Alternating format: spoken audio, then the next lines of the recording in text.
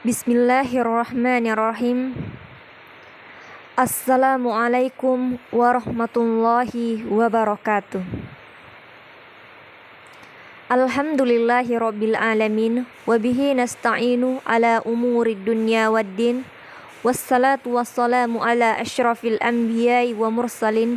Wa ala alihi wa ashabihi rasulillahi ajma'in. Amma ba'd.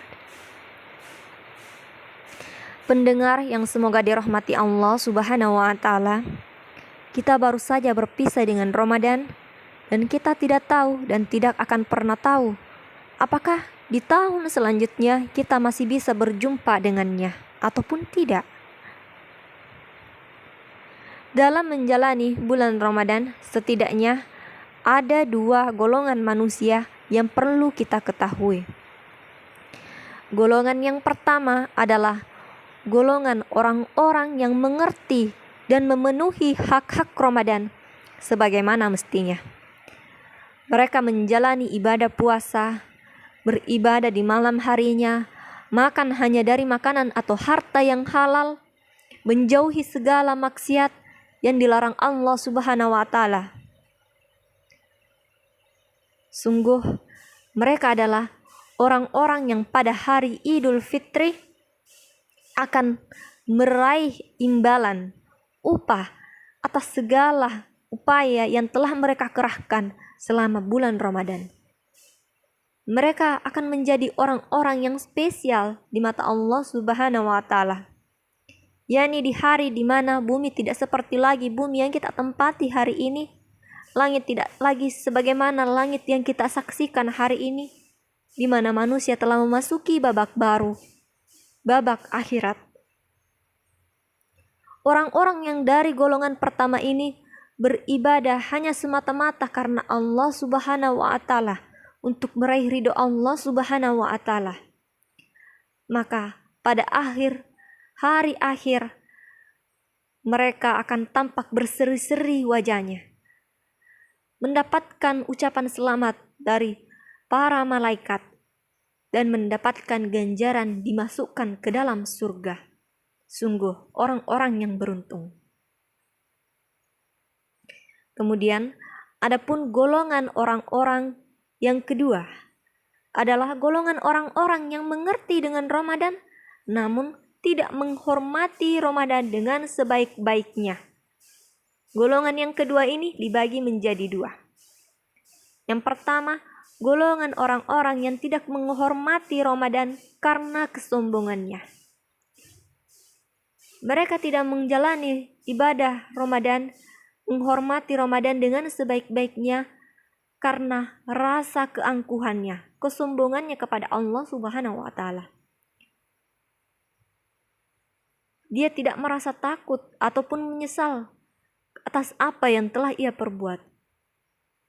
Dia menyombongkan diri di hadapan Allah Subhanahu wa Ta'ala. Sungguh orang-orang yang seperti ini adalah orang-orang yang tidak akan masuk di surga. Mereka orang-orang yang akan dimasukkan ke dalam neraka dalam keadaan hina dina. Bahkan Allah Subhanahu wa Ta'ala memberikan perumpamaan kepada mereka. Tidak akan masuk surga golongan ini hingga unta masuk ke dalam lubang jarum. Sungguh hal tersebut adalah sesuatu hal yang mustahil. Itulah perumpamaan Allah Subhanahu wa Ta'ala kepada golongan ini. Kemudian yang kedua adalah orang yang tidak menghormati Ramadan namun bukan karena kesombongannya, tetapi dia adalah termasuk orang yang lemah keimanannya. Tidak menjalani hak-hak Ramadan sebagaimana mestinya karena lemah terhadap hawa nafsunya. Tidak menjalani hak-hak Ramadan karena dikalahkan oleh hawa nafsunya. Namun demikian, di hati kecilnya dia menyimpan perasaan takut dan menyesali perbuatannya. Maka sesungguhnya jika ia mohon ampun kepada Allah Subhanahu wa Ta'ala, dia akan mendapatkan ampunan dari Allah Subhanahu wa Ta'ala. Sesungguhnya Allah Subhanahu wa Ta'ala adalah Zat yang maha pengampun, maha penyayang, Ar-Rahmanur Rahim. Pendengar yang semoga dirahmati Allah Subhanahu wa Ta'ala. Semoga pada pagi hari ini, jika ada di antara kita yang termasuk dari golongan kedua ini, segeralah memohon ampun kepada Allah Subhanahu wa Ta'ala dan mengganti hak-hak Ramadan, mengganti ibadah puasa di hari-hari lain.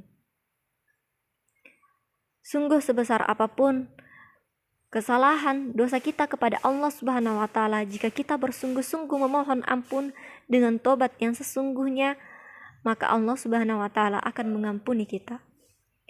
Marilah kita bersama-sama berdoa agar selalu senantiasa berada dalam taufik, hidayah dan inayahnya, senantiasa dijaga keimanannya, keistiqomahannya hingga menghadap kepada Allah Subhanahu wa Ta'ala.